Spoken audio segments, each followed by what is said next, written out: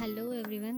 आज हम first aid kit के बारे में कुछ चीज़ें जानेंगे। एज यू ऑल नो, मेरे घर में एक छोटा बच्चा है, सो मुझे इमरजेंसी के लिए हमेशा प्रिपेयर रहना पड़ता जब तक कि मुझे कोई असिस्टेंस नहीं मिल जाए। तो ये वो चीज़ें हैं जो मेरी तरह ही आपकी भी क्लिनिक की भागदौड़ बचा सकती है। क्योंकि मैं एक नर्सिंग ऑफिसर हूँ, इसलिए मैं अपने फर्स्ट एड किट को 3 प्रॉपर सेक्शन में डिवाइड करती हूँ, और इसके बिना ये व्लॉग कैसे कंप्लीट हो सकता है। मेरे फर्स्ट एड किट का फर्स्ट सेक्शन जो होता है वो होता है फीवर और पेन मैनेजमेंट के लिए। उसमें मैं सबसे पहले जो रखती एक डिजिटल थर्मामीटर।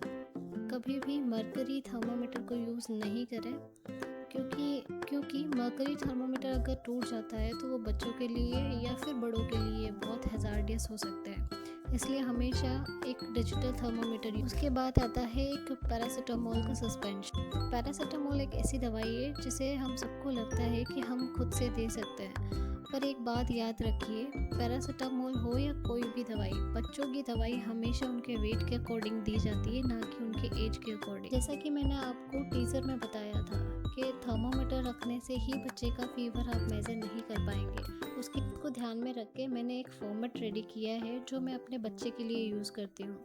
इसमें बच्चे का नाम, बच्चे का वेट, किस डेट को फीवर आया है, किस टाइम पे फीवर आया है, टेम्परेचर कितना था, मेडिसिन की डोजेस कितनी दी है आपने, हाइड्रेशन कितना मेंटेन किया है, वो सब प्रॉपर एक रिकॉर्ड रखना होगा। इसके अलावा मैंने कुछ टिप्स भी शेयर करी है, जिसमें है कंसिस्टेंटली उसी साइड से मेजर करना है टेम्परेचर जिस साइड से आपने पहले मेजर किया था।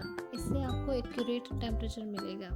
सेकेंड चीज़, डोजेस हमेशा एक्यूरेटली वेट के अकॉर्डिंग मेज़र करनी है, ना कि एज के। आपको अगर फीवर है तो आप स्पंजिंग से भी उसका फीवर रिड्यूस कर सकते हैं। इसके लिए हमेशा ल्यूकवार्म बोतल लें, एंड इन केस अगर फीवर 102.2 डिग्री फ़ारेनहाइट से ज़्यादा जा रहा है, या फिर बच्चे को सांस लेने में दिक्कत हो रही है, या बच्चा लेथार्जिक हो रहा है, या रैशेस कहीं पे आ रहे हैं, तो इमीडिएटली आपको डॉक्टर को दिखाना है। इसके साथ ही मैं आपको एक मेरा सीक्रेट बोनस टिप दूंगी, उसके लिए आप वीडियो को लास्ट तक देखिए। फर्स्ट एड किट का सेकेंड सेक्शन जो है वो है वुंड केयर किट। अगर कोई चोट लग जाए बच्चे को तो आप डायरेक्टली कॉटन मत अप्लाई करिए, क्योंकि कॉटन के फाइबर्स वुंड में स्टिक हो जाएंगे।